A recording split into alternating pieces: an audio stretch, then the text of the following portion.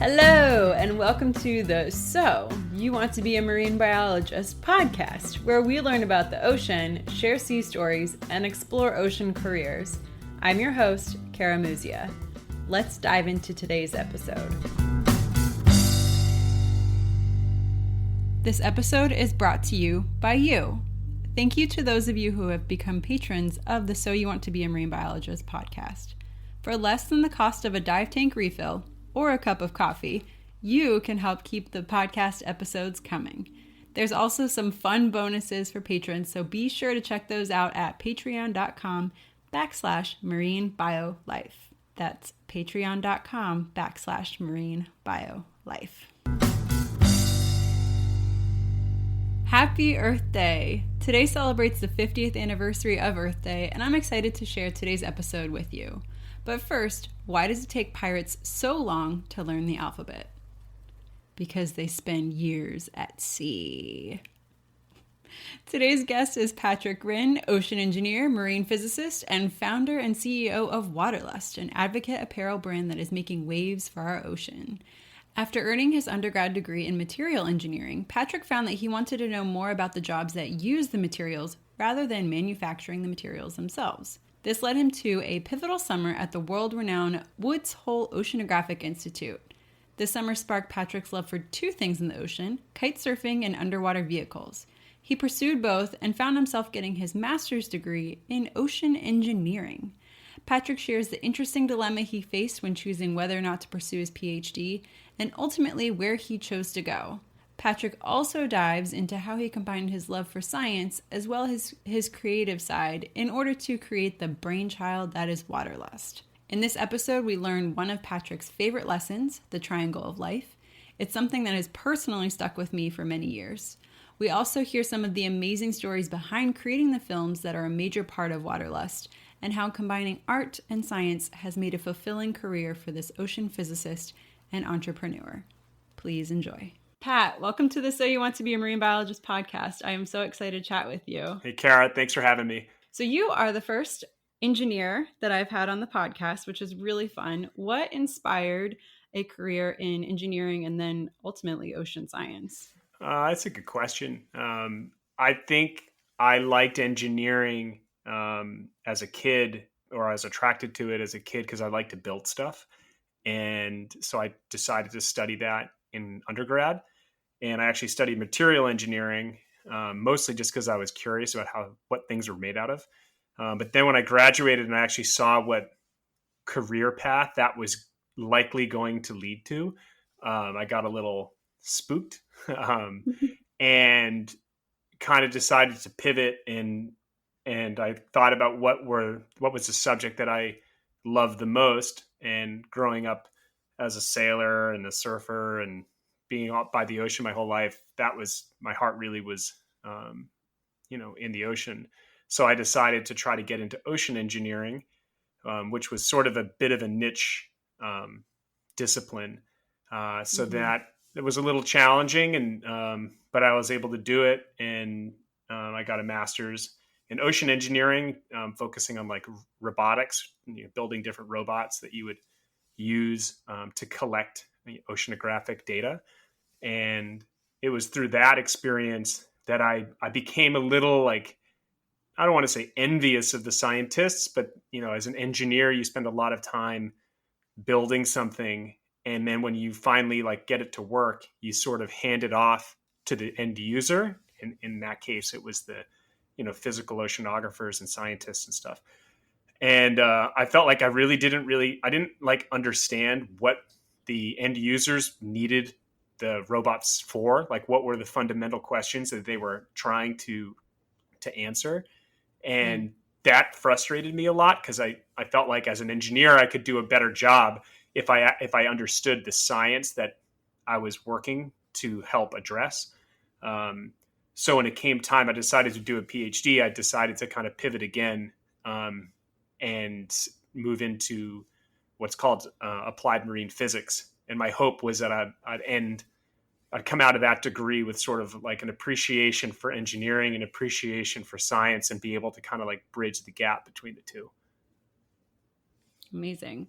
So you've covered a lot in a short amount of time. I want to go back and break down what exactly is an ocean engineer, and what did you do at FAU? I mean, you got your master's there, but you had a really cool autonomous project. Would you break that down a little bit more? Yeah. So, I mean, ocean engineering is a kind of a broad term that describes a whole bunch of engineering activities that happen in the marine environment. So, um, it could range from underwater acoustics and communication using acoustics to the building of structures that live underwater or at the air sea interface.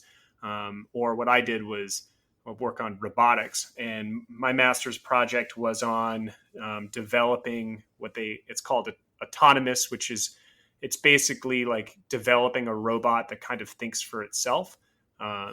And we tried to build basically like a robotic sailboat that would get propelled around the ocean using the wind and solar energy and take measurements of both the air and the water. And the idea was you could put a robot out and it could cover a much broader swath of the ocean for less cost. And it's been fun. I think it was a pretty novel idea at the time. But since then, a lot of companies and efforts have emerged, and it really has become a pretty big part of physical oceanography. So it's cool to see that work, I guess, was leading to something. Yeah, that's really neat. It's crazy to think about that. And not only they're remotely operated vehicles, I mean, even sailboats out there, but you could actually program it, put it in the water, and it thinks for itself, and it'll go out and collect data for you. It's incredible. Yeah, and there's lots of different ones now. We were working on what we call surface vehicles, which are like boats because they sit on the surface. And then there's underwater vehicles that are look like little torpedoes, little submarines. And then they also have aerial vehicles. I mean, there's a whole bunch of autonomous technology. And the ocean's a very, very big place, and it's quite expensive to take a research vessel and bring it to a certain part of the ocean to get data. So if you can use a small little robot to do it, you save costs, and you also it's also safer, especially if you're going to a dangerous place where maybe you don't want people to go. Right. So you send a robot. Before you were at FAU, you were a guest investigator at Woods Hole. What did that mean, and what did you get to do there? Yeah, that was a funny story. And there's I think a lesson there that I try to share with students when they're aspiring to get into ocean science and engineering. When I came out of undergrad, I had zero experience in anything related to the ocean in terms of ocean engineering subjects. So when I sent my resume out to different labs and different places, I generally was ignored because I just didn't have anything that suggested that I would be a useful fit. And that was really frustrating. I also applied right out of undergrad. I applied to grad school to a variety of different grad schools, and I got rejected. And they said, you don't have any experience. And I was like, no, I'm trying to get experience. And that's sort of a conundrum I think a lot of students find themselves in. But I kind of just hung in there, and I just kept writing to different researchers at different labs. And I lived very close. So I grew up about 45 minutes from Woods Hole, which is a world famous oceanographic institute. And I kept writing these different scientists, and I wasn't getting any responses, not even getting a response. And in all fairness, these professors, they get dozens of these emails a day. So I'm not, trying to criticize them. I understand why they didn't. So I was sort of frustrated, and then finally, it was like a friend of a friend and his wife heard that I was looking to try to get my foot in the door, and she said that she knew someone at Woods Hole, and to just shoot him an email and basically drop a name and say hey, I'm friends with so and so, which was a person that I had never met. And I was like, okay. And so this was a researcher who I had written before, and hadn't got a response back from. And so I sent him an email and I dropped the name, and he wrote back and was like, oh, okay, well, if you're friends with this person, like, that sounds good. Why don't you come in and let's chat? And I was like, oh man, that worked. And so I went to Hui and I met with him. And the first thing, so I walk in the door, and the first thing he asked was, how do you know so-and-so? So, like, how do you know him? And I said, I actually don't know him. And I told him the story. I was very candid with him. I said, this is my friend, and and I've emailed you before, and like, I really want to get experience, and I'll sweep the floors, I'll take out the trash. You don't have to pay me. Like, I'm just here. I'm thirsty. I'm hungry for this. And I think he was sort of like entertained by it. And he also was he really liked sailing. And at the time, I was on the Olympic sailing team, which is a whole other track of my life. And he was like very entertained by that. And he said, okay, you can come and do a summer kind of internship in my lab. It was the Deep Submergence Laboratory at Woods Hole. And he was building these really cool deep water submersibles that were going 4,000 or 5,000 meters deep, deepest parts of the ocean.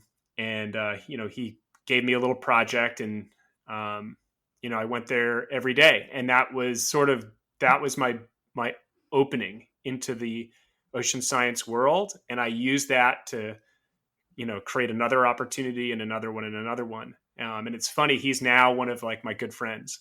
He was a professor at Woods Hole, and I believe he's a professor at Northeastern or BU. And he's a great guy, and he's been kind of one of my mentors for my whole career, which is funny how it all worked out.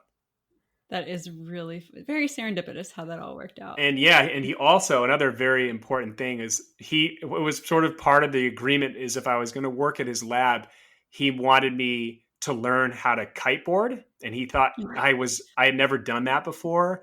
And he's like, you need to get into kite surfing, because he was an avid kite surfer. And I was like, well, that seems like a pretty fair trade-off. So he actually gave me a trainer kite, a little kite that I flew when I had off time that summer. And ultimately I ended up getting really, really into kite surfing, and it's probably my favorite activity to do now. And I look back and I'm like, well, man, that was just like such a serendipitous meeting with this person. And it all kind of came about from that attitude of just kind of hang in there, keep pushing, push through defeat. And I do truly believe in life, if you want to do something, and you're not willing to say no, if you just keep hanging in there, you will eventually get there. You just have to be really persistent. And, for me, for my going to grad school and going to the PhD, I had applied to grad schools for 3 years in a row, and I got rejected every year. But then my fourth year, I got in and I got a fellowship to pay for it. So it's one of those things. You kind of keep going, keep pushing, and you'll get there.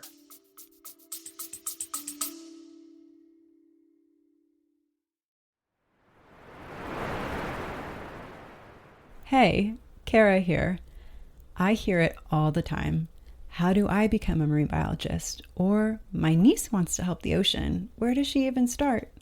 I hear from students, yes, and also nurses, HR professionals, and other mid-career folks who wonder if they could still make their dream of working with sea turtles or sharks come true, wondering if it's too late to answer the ocean's call.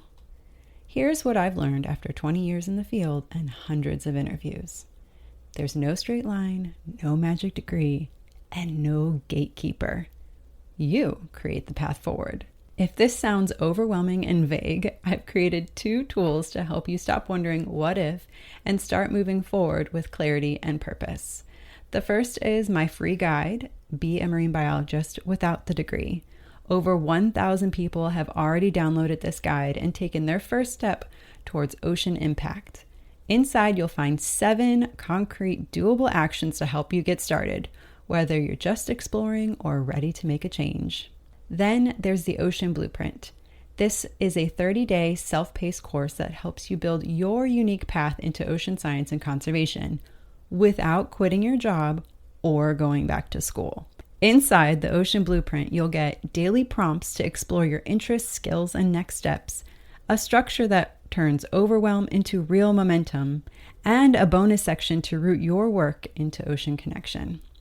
You don't have to wait for a degree, a perfect plan, or permission. Whether you're wading in or ready to take the deep dive, these tools are here to help you move from dreaming to doing. The ocean called. Are you ready to answer? Links in the show notes and on my website, karagracemuzia.com. I can't wait to see the waves you'll make.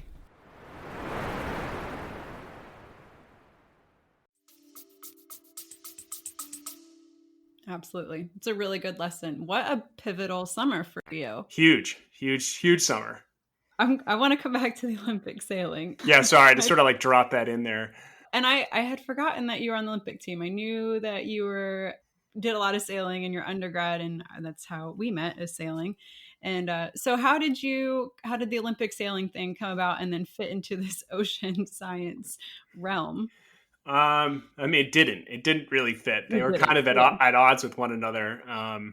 When I graduated undergrad, I had sailed in college and had success with that. And I really loved the sport. And I was still kind of thirsty to take it farther and see where I could go with it.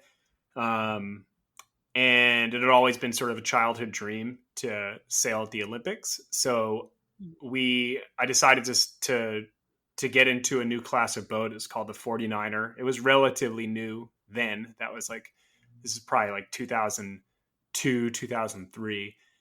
And when I graduated, I didn't really know what I wanted to do with my life. Like I had done this material engineering stuff, but I knew I didn't want to do that. I knew I loved the ocean, but I didn't know how to equate that. And I was getting turned down by, like I said before, all of these, research labs I was trying to get involved with. So it seemed kind of like a reasonable decision to just like start sailing competitively and professionally. And that's what prompted me to move from Massachusetts to Florida. And Miami has the U.S. Olympic Training Center in Coconut Grove in Miami, where you can sail pretty much year round. And so I moved down with my teammate, who is a guy named Frank Eustache, who I grew up with. He's a great guy. And we just kind of decided to throw all of our stuff in the car. And we had a really beat up boat. And we moved down to Florida and just started trying to pursue the dream. And we were terrible at first. We never really got that good. But we made the team. I think in our last year, we made the U.S. Olympic team, and we competed in the Olympic trials. We did not qualify for, at the time, that was the Beijing Olympics. But our plan was, when you do Olympic stuff, you usually do multiple, what they call quadrenniums, like quads, every 4-year cycle. So we got into the boat in like 2000. Really got into the boat seriously in 2005, 2006, and the Olympic trials were in 2008. So we didn't expect that we were gonna win the trials, competing against teams that had been sailing the boat. They were on their second quad. So our goal was really looking at 2012, which was the Olympic Games. And so we were looking at that first trials in 2008 as sort of a learning experience and something that we would use to kind of mature our game. I found out while I was campaigning that I was getting mentally fairly restless. And so, and my mentor from Woods Hole kind of suggested to me, you should get a master's degree while you're doing this. And that's what brought me to FAU, where we met. And so I decided to campaign and race and also balance that with grad school, which was a bit tricky, but doable. And then at the 2008 trials, after the trials were done, I had to kind of make a decision about whether I wanted to do another 4 years, or whether I wanted to invest, in my education and kind of pursue my career as a scientist and an engineer. It didn't seem like I could really do both well at the same time. Mm-hmm. A PhD program is a lot more rigorous than a master's program. I could do it in a master's, but I couldn't swing it with the PhD. And so Mm-hmm. ultimately, I had to make a really hard decision and decided to kind of step away from the sailing and start a PhD program instead. But it was one of the smartest decisions I think I've ever made. So I'm happy I did. It's always nice when you make a decision and you look back and you're like, no, that was the right call for sure. Yeah. I think you were the one that told me about your theory of the social triangle, and it was, or the triangle of being able to be good at something. And it was, you have at each point of the triangle, you have social life, your sport, or your academics, Mm-hmm. and you can only be good at two of them. And if you try to do all three, you will either fail at something or just be like barely making it by. There's no way to excel at all three at the same time. You have to pick two. Yes, I give that advice often to. Okay, so it was you. Yep. I'm like, I'm pretty sure that was that. Yep. And I think that's great advice, and it's really true. Yeah, I mean, I think I learned that. So I do a lot of coaching, and a backstory of how we met. And I think I was doing some coaching for FAU while I was doing my master's, and I met you and a variety of other FAU students. Yes. And one thing I learned in my undergrad is exactly what you said, is that, there's sort of those three things, and the key point is that you can do two out of the three of them exceptionally well. Like you can do all three of them mediocrely well. But if you want to get straight A's in school and you want to, be the life of the social scene, or you want to be like an all-American athlete in college, it's very difficult to do all three of those. You can be the all-American athlete and get straight A's, but you're probably not going to have much of a social life, or there's always that sort of trade-off. And I think it's important for students to kind of keep that in mind and be conscious of making those decisions and prioritizing what's important to them. So yeah, it's fun. I'm glad to hear that you remembered it, because sometimes I like say these things, but I don't know if it just goes in people's ears and out the other. No, you said it, and I was like, that makes sense. And it's something that has stuck with me throughout the rest of my undergrad and even like a little bit into life. I'm like, what three things am I trying to be really good at and not? And it's an interesting concept, but it's really true. You gotta kind of pick two that you really want to be exceptional at. Yeah, I think it applies. I think about it now, like in my professional life, I think a lot about, and we think a lot at Waterlust about life balance and trying to have if any time life gets out of balance, things can go wonky. And I think the same thing applies, whether it's, balancing your professional career with your family, with your activities, things that just kind of make you happy. And those are sort of maybe the three things post college. But I think it's one of these things that never goes away. You're constantly trying to like find balance in these, how you prioritize things. Yes. The triangle. Do you have a name for it? No, I think there's a similar thing in engineering where they talk about if there's like a triangle of getting products, and you can have a product be made really well, get done really cheap, and get to you really quickly. And you can only have two out of the three of those. And I think maybe that's subconsciously I thought of that and how it applies to this, but I think that thing has a name within the engineering field. So maybe we just call it that. Oh, I have to find that name. The life triangle. Yeah. So you decide to go back and get your PhD, and you apply to University of Miami. Now, did you want to go specifically to UM, or did you want to live in Miami because that's where you were sailing and that seemed like a great place to be? That was actually probably one of the most difficult decisions I've had to make in my life. I wasn't actually, really wasn't originally on my radar when I was applying for PhD programs. My original plan was to go back to Boston and go to Woods Hole, and that was, they have a great program there. It was close to my family and everything. Um, and there were other schools around the country that I was really interested in.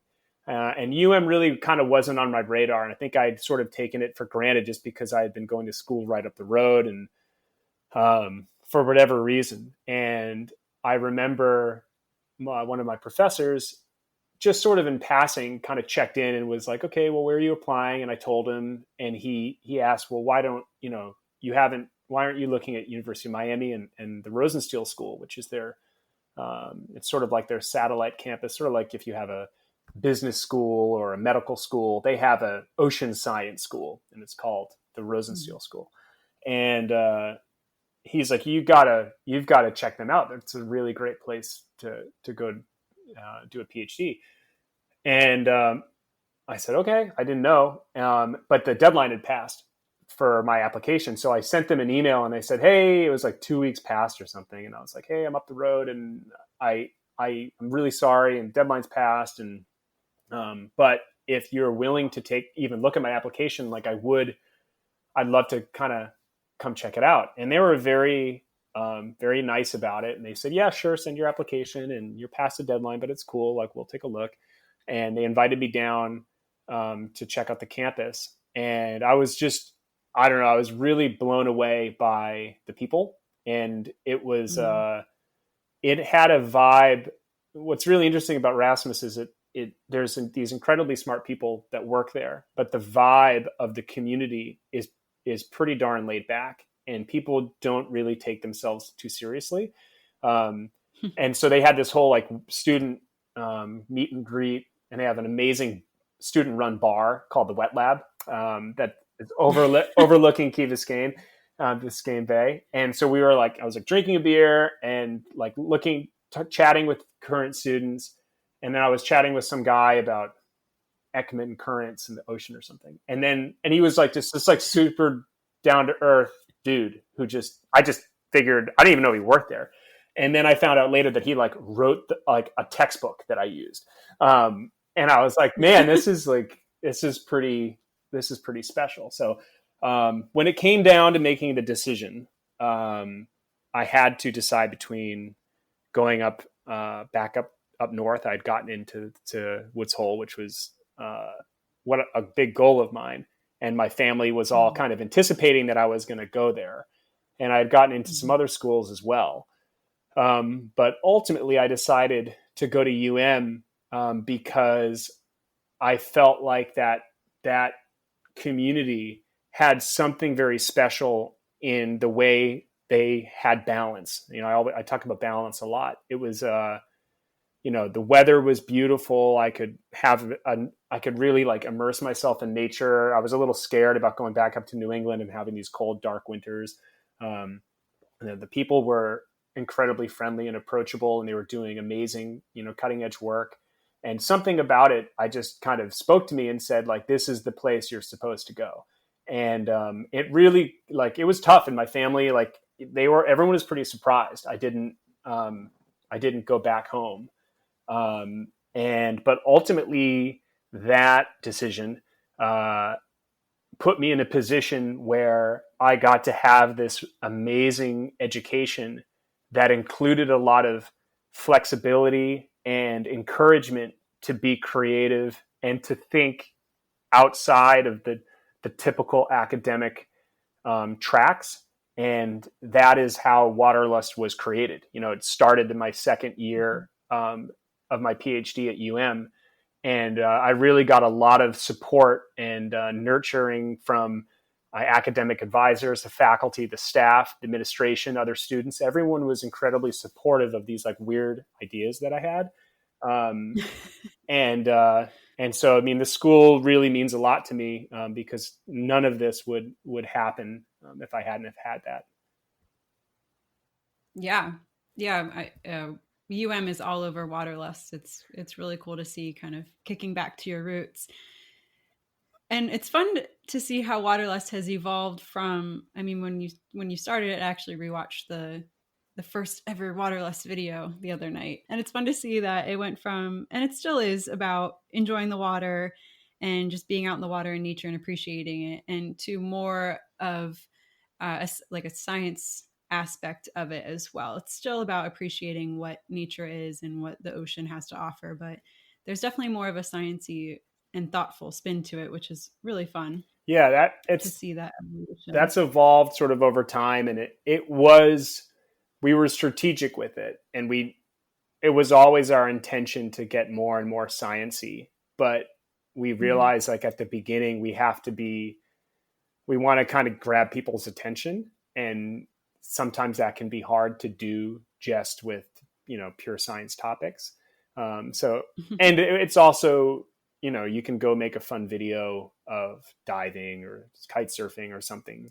It's pretty easy to do as a grad student, but it might be a lot more difficult to fly halfway around the world to a lab, and that's a much more complicated process. So we started with the kind of low hanging fruit and have evolved to more complex projects. And I want to dive a little bit more into it, but what your PhD is in applied marine physics. What was your thesis? my thesis, I looked at these things called tidal inlets. And so a tidal inlet is basically like a harbor entrance. It's like what they describe as a narrow conduit, which is like a fancy word for just saying like an opening between a bay or a lagoon or an estuary and the ocean. So if you've ever been to like a harbor, pretty much every harbor is either like an estuary or a lagoon. And when you take your boat out and you go out to the ocean, you go through this sort of like narrow opening, and that narrow opening is the tidal inlet. And what I was looking at is every time the tide goes up and down, water gets flushed into the harbor or the lagoon, and then it gets flushed back out. And that's a really interesting dynamic process. And one thing that people are very interested in, because so many people live by the water now, and there's a lot of pollutants and contaminants and things that can get kind of accumulated into these lagoons and harbors. We wanted to look at how that water is transported out into the ocean, and how it is replaced by kind of new seawater that gets in. And there's this process called tidal exchange, where it's almost sort of like breathing. When the tide comes out, it's almost like you're exhaling. You exhale a breath, carbon dioxide. And then when you inhale, you're pulling in oxygen. If you can imagine, if you breathed out and then you just were able to breathe in the air you had just breathed out, we wouldn't survive very long. We would, it would be like putting a bag over your mouth and just breathing out carbon dioxide and then just breathing in the carbon dioxide that you just exhaled. The same thing sort of happens in the lagoon when water gets pulled out into the ocean during an outgoing tide. On the next incoming tide, because of the dynamics of the currents, it actually pulls in a lot of new water. So you get this transport of stuff from that was in the harbor out to the ocean, and then you get stuff that's in the ocean pulled into the harbor. And this is really important. It's a really important process for maintaining good water quality in inland waters. And if you have an inlet that isn't doing its job as well as it could, you could have poor water quality issues. So that was my research was on doing a lot of computer modeling of that and trying to sort of understand what controls that process. There's a Waterlust video with it when you put dye in the water and got to watch it swirl around. That was fascinating to watch. Yeah, there's a few that are similar. One of them is not totally related to my research. So you might be thinking about there's one on the beach where we put a lot of dye in the water. There's one, I don't know if we did like a big video on my research, but there's definitely at least a couple of Instagram videos or whatnot. It's always fun to to do some stuff that's closer to our own research. though, physical oceanography and marine physics doesn't tend to be as sexy as a subject as a lot of marine biology or stuff like that. But I'm always really excited to slip it in whenever I get the chance. Absolutely. Actually, we rewatched. Nick was like, "Oh, I've totally seen this before." The ocean blocking or the wave blocking video the other night. Yeah. That was just a random, we didn't even intend. We kind of like inadvertently filmed this time lapse in British Columbia that showed this really weird physical process. And it wasn't for years later. I would like stumble upon the clip and be like, what is going on there? And then finally I'm like, I need to like dive into this. And we made just a little video, like explaining the dynamics, and it was cool. It started a whole conversation amongst different folks online. It was really fun. That is really cool. And just a quick synopsis of the video. It's a time lapse, and you get to learn what happens when the current overpowers the oncoming wind. And it's not what you expect. Yeah, no, yeah, it's not. It's I've never seen anything like that in the world. And it's a fact. It's caused because the tidal currents in that part of the world can get up to 10 to, I think the maximum is 13 knots, which is like unheard of. It's like a raging river. And the currents become so small the currents become so strong that waves, it's like running on a treadmill, and the waves just can't keep up and they just get flushed out. It was fascinating. I've loved a lot of your videos. I mean, we watched the whole series with the building the camper, and then building the sailboat up in Annapolis and sailing that all the way back down the coast. And then we watched the marine microfiber, or just the microfiber one, the other night for the first time. That was really interesting. I'm glad. Thank you. What is your favorite? Yeah. What has been one of your favorite Waterlust videos to make, or a couple of them? I'm sure there's a lot that you love. I think that's a good question. I think what I'm most proud of, and the ones that mean the most to me, are when we can make a video that is bringing to life someone's work. So I think, like, most recently we did a film about sockeye salmon in Alaska that we put out around Christmas this year. And what's really fun is when you get to go meet a scientist or a researcher that's been doing this work for their whole career, and they're doing amazing stuff. And to be able to, I mean, it's oftentimes it's difficult for people to just kind of come home and be like, how was your day at work? And you're like, oh, it's pipetting DNA. And, it's like, it's kind of hard, I think, for scientists to make their stuff really relatable and understandable by general public. At least the day-to-day. Yeah. The day-to-day minutia. Yeah. Like, everyone has like their elevator speech of like kind of what they do. But to be able to not just tell the story, but to capture like the essence of the feeling of what that work is all about. Like what is it when they are out in the field and spending days on end? And if you can make something where they're like, yes, that video feels like what I feel. I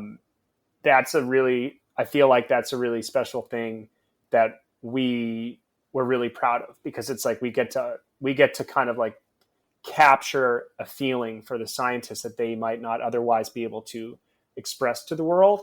That, I mean, over the years, we made a lot of different adventure videos and different things like that. And a lot of that is just to kind of cut our teeth in video production and to like learn how to do it and just learn more and more lessons in how to make a good video.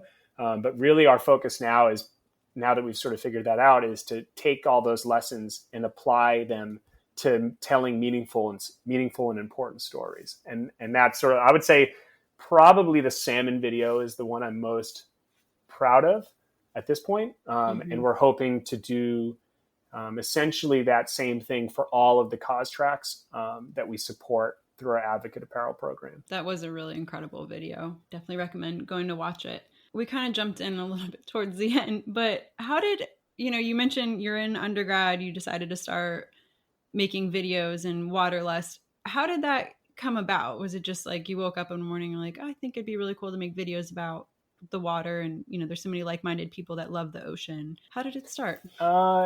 It mostly started as just kind of like an indescribable itch. So it was I think it was the second, I was in my second year of the PhD program, and I just was starting to feel a little restless in terms of my creative side of my brain.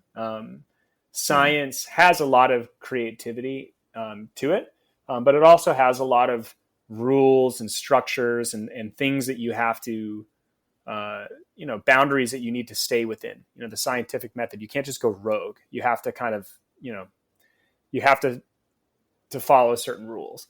And I don't really like rules. And that, I think it was tough for me day after day after day. I felt very constrained. And I just felt this really strong desire to do some type of side project, like just something that where I could just I could be creative and do something however I wanted to do it. And that's really where the itch came from. And I had a few ideas that I was trying to like develop. And at the time I was experimenting and learning how to make videos, and I was coaching sailing and making some little goofy videos to help sailors kind of learn some stuff. And the video, camera technology was such that it was becoming more and more approachable, and computers and editing software were becoming a lot easier to use. And it all kind of like came together where I thought, okay, like making, little videos is the most approachable project for me to do as in, on the side of my PhD research. And so I decided to just kind of start with that. And I decided to name it something because I didn't want it to be like Patrick Rynne's videos. I thought that was, I didn't want it to be about me. I wanted it to be about, like, I wanted people to just stay focused on like what the subject is about. And, that was the beginning, and I ran the idea past my advisor, and he was a really, really interesting Dutch guy. And he was like, yeah, sure. Whatever. He was just very liberal with things. And I had to actually like skip a final exam and fly to Australia. There was a field experiment that I kind of invited myself to. I said, hey, if I can get myself there and I bring some cameras, can I like make a little YouTube video about your research? And it was about rip currents, and there were some really important conclusions that were coming out of their research. And I had helped their team in the previous summer, just sort of helping out on their research. And they said, yeah, you get yourself here, you can come. And I had a big project due at Rasmus, and I asked if I could get like a extension because I wanted to go down and make this YouTube video. And he said, sure. I mean, this is Rasmus. This is that supportive community. And he said, sure. And so I went down. I've actually written a blog about this very story on the Waterlust blog, but for people if they want to check out more. But I'll put a link in the show notes. Yeah. So they let me go down, and I just showed up. I had no idea what I was doing. I had a bunch of GoPros, and that's about it. And I shot all this stuff, and and that was really the first real Waterlust video was this one called Rip, and it was about rip currents and safety and nearshore dynamics. And we put it out. I put it on. And my sister and I came up with the name Waterlust, and I put it on the internet, and everybody liked it, and that was sort of the beginning. That's how it all started. And it's a beautiful thing, and it's grown since. It has. Yeah, it has grown a lot. And it's evolved quite a bit. So you've gone from making these wonderful videos, and you continue to do so, to creating apparel. What was that evolution like? Yeah. So first, when we gave it a name, and I say we, my now wife entered the picture pretty much at the very beginning. She was there for the inception of the idea. And then she really became very involved with it not too long after. But yeah, we gave it a name, and we were making these videos, and people were enjoying them.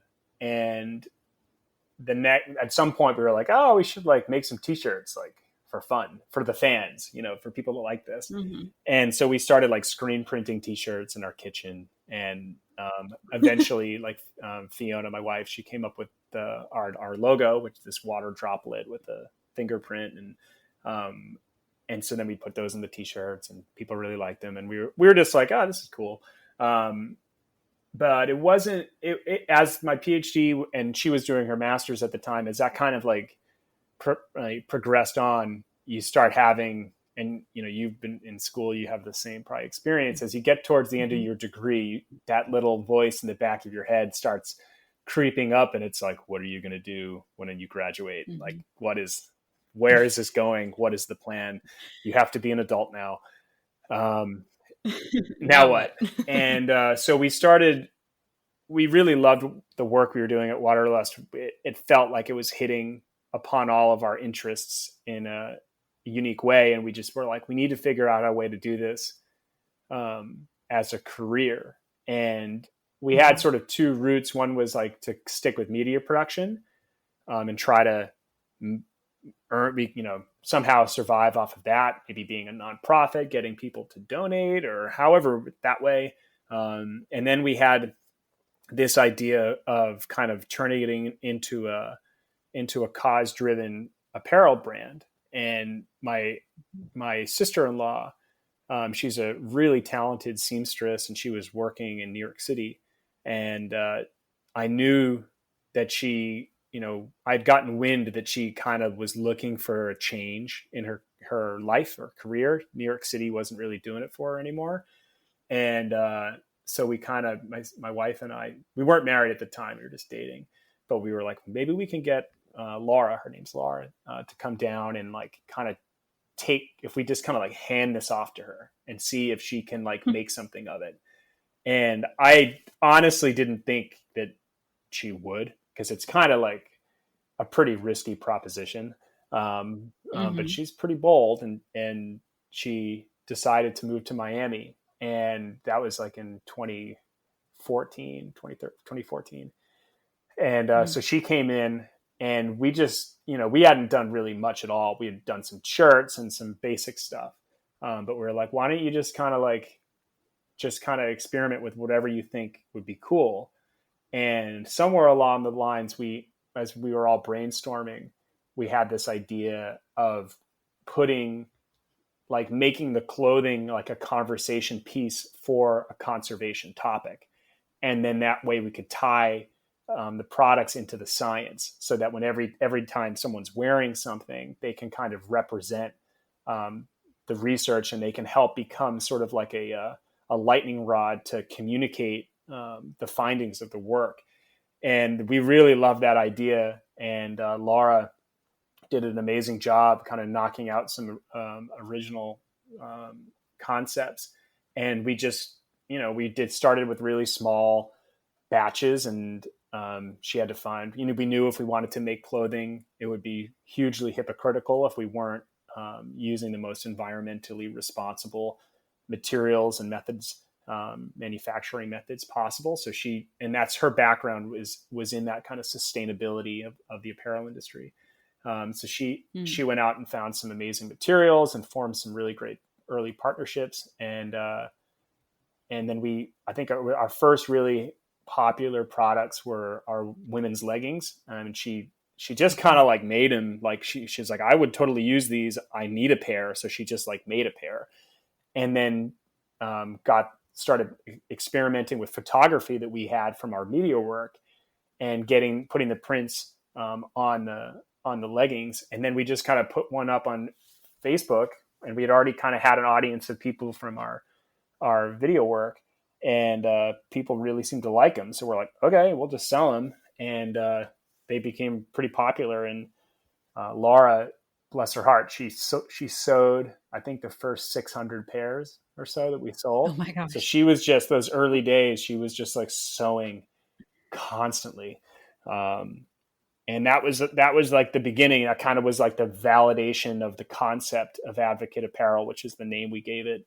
And since then, we've really pursued that more and developed it more. And now it's really the focal point of our business, where we support all these different science tracks through different clothing designs.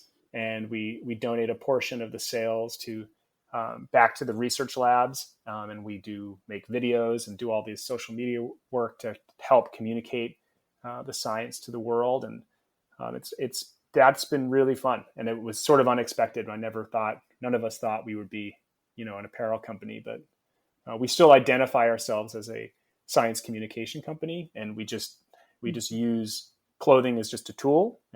And we're open to whatever tools come our way. I love that you guys felt the need to be environmentally responsible and recognized that it wouldn't have felt right if you were making these leggings out of, virgin materials versus I know you guys use recycled materials and you're very aware of manufacturing processes. And that's one of the reasons why I love the apparel and the idea behind it. So it's pretty awesome. Yeah, that's been it's funny that, anything you do comes with an environmental cost. And we try to be very transparent and candid with our customers about that.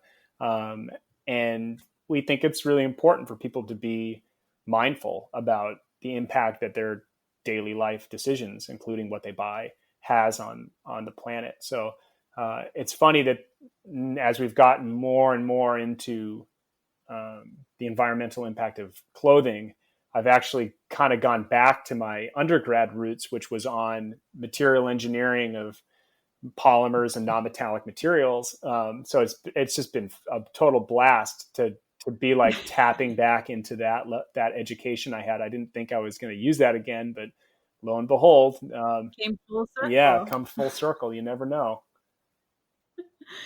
Truly, you never know.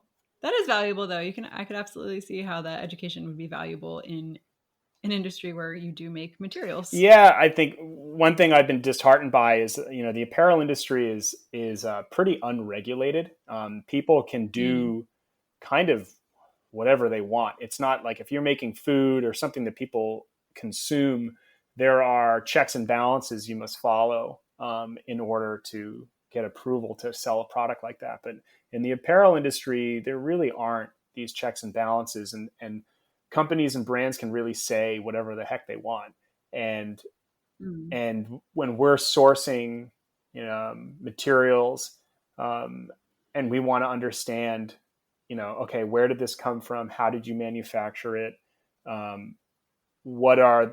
Show us the data about whether it's the carbon emissions or the water use or whatever it is. A lot of time manufacturers will, or companies will give you pretty haphazard analyses of things. Definitely things that would not pass muster in the academic community. So we kind of use our research background, and we consider peer review as the gold standard. So if you say a material has, say this biodegradation rate or something, it's not really enough for you to just tell us that, because I don't want to say we don't trust you, but like a business is biased. We really look for peer review publications that have been replicated by third parties. But this is a hard thing in the business world, because a lot of things are proprietary and people don't want to share exactly how stuff is made, because other people can steal ideas, and they do all the time.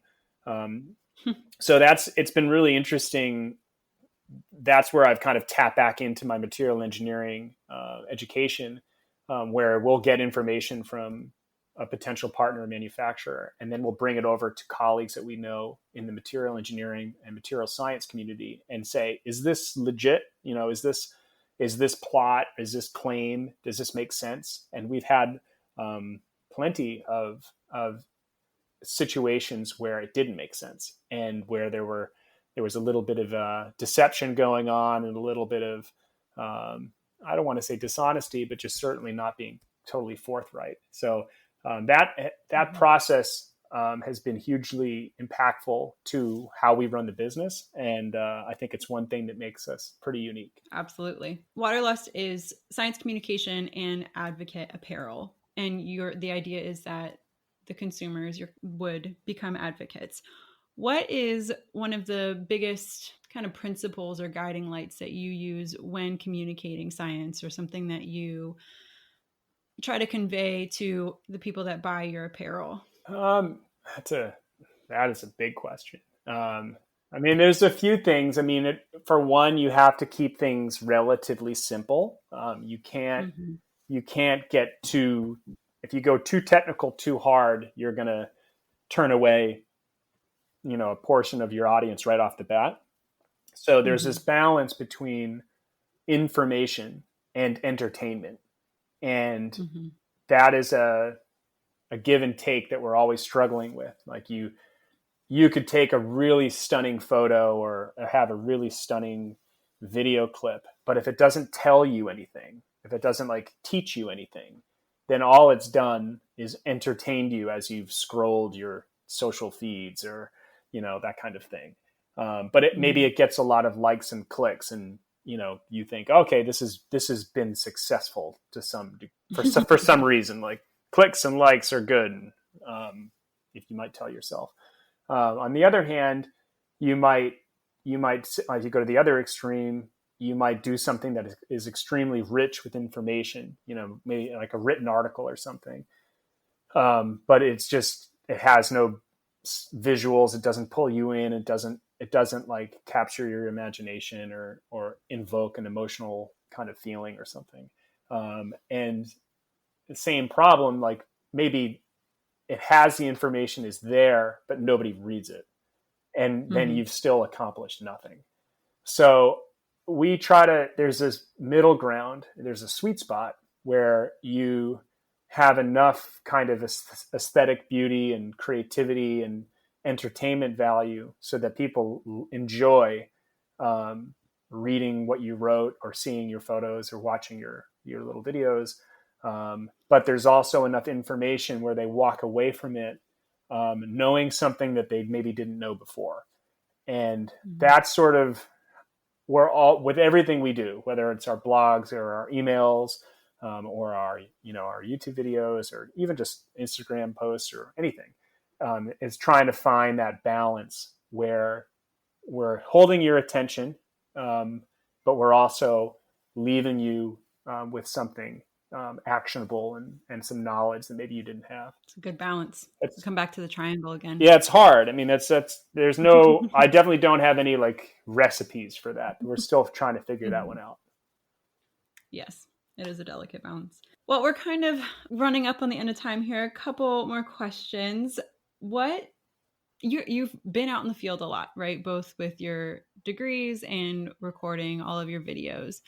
What is one of your favorite field stories or experiences to share? And this, like I said, could be something that you did filming Waterlust or amazing day that you had out in the field.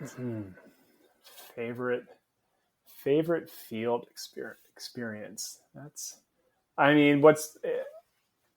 I don't want to be the one that's most top of mind is the one we did most recently. So I think there's some bias there probably, but we got to go up with the University of Washington up to their field school in southwestern Alaska to do this work on sockeye salmon. And that was pretty impactful. Seeing the work and the dedication, I think what a lot of people don't maybe realize with science is that there are people that are dedicating every day of their lives and really doing some pretty grueling manual labor to get work done. And this goes on without the general public knowing. It's just happening. It's happening right now. People are, maybe not so much right now because of coronavirus, but so yeah, I mean, going up there and seeing there's this amazing team of undergrads and grad students and researchers and professors. And that's a program that has been going on since 1946. And it's this continuous data collection program that has just produced a pretty stunning data set really an unprecedented data set on a species, maybe anywhere in the world in terms of its longevity. And when you have a data set that's that long, you can start comparing it to large scale processes like climate change issues and stuff. So that trip was amazing. We got to meet and see people in the indigenous community that live there, and it just seeing an unspoiled landscape, an unspoiled ecosystem, and their message, I think, is very important. It's not, the message from the UW researchers is not like, let's just don't touch nature. They're not like an all or nothing group. They're saying, humans need to live in balance with nature. That's a theme we've talked a lot about today. And we just have to be mindful about how we're impacting nature, and we have to give nature a chance. If we're careful with it and we monitor it and we make smart evidence-based decisions on how we treat it, then it's gonna keep doing what we need it to do. And I think that the message of that is incredibly valuable, and sometimes gets lost in the conservation conversation, where sometimes there are parties that say, like, we have to just like abandon everything we're doing, and humans are terrible, and they take this really kind of extreme perspective. I found that experience very, very kind of moderate and reasonable, where it was like, look, we can do this. We just have to be smart about it. And I walked away from, we spent like 10 days up in Alaska, and I walked away from that really, really affected by that message. And it's something I'll definitely carry with me forever. Yeah, that's a great message to bring home, and an important, again, balance to strike. Which brings me beautifully to our conservation ask. At the end of each episode, I like to give the audience something to take home that they can apply to their daily lives. What would be your conservation ask for the audience? That's a good, you're full of very good questions that get me thinking a lot. We do have a sort of a similar thing. We think about, like, what can we ask our customers to do to get them to be more engaged with all the different subjects. And I think arguably one of the most impactful things, not just from helping the environment, but just kind of getting yourself to look at things in a different way, is going out into nature and just kind of doing a little cleanup. And that could be going to a beach with a little bucket, and you just, anytime you see anything just that's trash, you just pick it up. It doesn't have to be the beach or the ocean. It can be, you can walk a river or a stream, or you can go walk, go hike a hill or a mountain, or just go into your backyard and just walk around. And it's sort of like an Easter egg hunt, if you want, like looking scavenger hunt, look for things that are there that shouldn't be there. And it has a twofold benefit. And one is you're helping the ecosystem by removing things that shouldn't be there and that can be harmful. But you're also, I think the bigger impact is what it has on you. And if you, at the end of your little adventure, if you look at everything you found and look at what it actually is, and make the connection between what those things are and the decisions you make in your life. Because most of those things that you see are probably things that you use, bottle caps or plastic bags or straws or whatever. And I find that is if people are passionate about being a better advocate for the environment, that's a really, really good starting point. And it gets, I don't know, like it gets me thinking about decisions I make in a much different way. And it's a very, very easy thing. You can do it from anywhere in the world. Where can the audience find you if they want to learn more about you or Waterlust? We're pretty much everywhere on the social media things. So, we have our website, waterlust.com, where you can learn a lot about who we are. You can sign up for our newsletter, where we send out information if you're more of like an email person and you don't want to spend a lot of time on social media. But we're also on, Facebook and Instagram, Twitter and YouTube and stuff. And so whatever, the platform of your choice, if you want to interact with us. And I'll put a link to all of that in the show notes as well. Perfect. Yeah. Well, Pat, this was so much fun. Thank you for being on the podcast today. Thank you for having me. It was a blast to reconnect and chat. Hey, do you want to help the oceans? Have you considered a career in marine biology, but maybe just aren't sure where to start? Head on over to my website, marinebio.life, and subscribe to my newsletter. When you subscribe, you'll receive a free PDF download where you'll learn the 7 steps to becoming a marine biologist without the degree. Thank you for listening to today's show. I'd love to hear any insight you've gleaned. Leave a comment in the show notes or send me an email over at marinebio.life. If you enjoyed this episode, leave a review and, of course, share with your friends. If you want more resources for ocean news, including conservation topics and careers, plus personal insight from me that I just don't share anywhere else, join me at marinebio.life and sign up for email updates. Keep after your dreams and making waves in your community. One person can make a difference. Thank you so much for listening, and I'll catch you next time on the So You Want to Be a Marine Biologist podcast.